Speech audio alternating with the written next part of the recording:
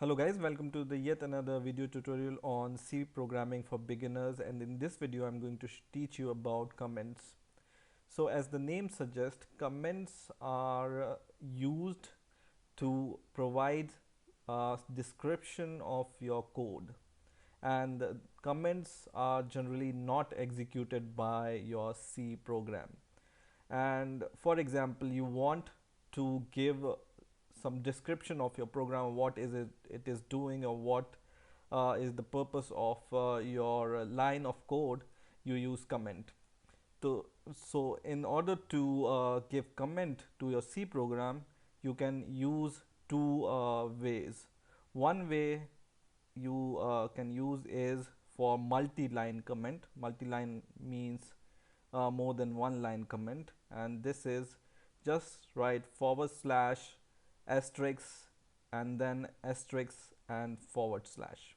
Okay, and in between whatever you will write, it will be called a comment, and it will not be executed by your program, or it will not be compiled even by your project's program. It's just used to describe what your program is doing. So for example, I can say that this program is, and then I can go to second line and I can just write more description. This program is printing hello world, for example. So in this way you can provide multi-line comments like this, and this comment which is inside this forward slash asterisk and asterisk forward slash will not be executed or compiled by your C program. It's just for your reference, or if any other person sees your code, by seeing these comments he will be able to understand what your program is doing and what you want to do in your program.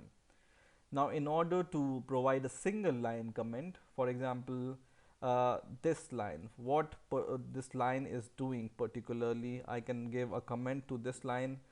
Just give two forward slash and then you can write a comment. So this is a print f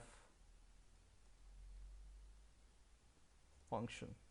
Okay, so you can write these kind of comments in your single line comments, or you can place it here.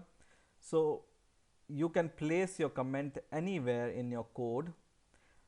Just keep in mind you need to provide double slash or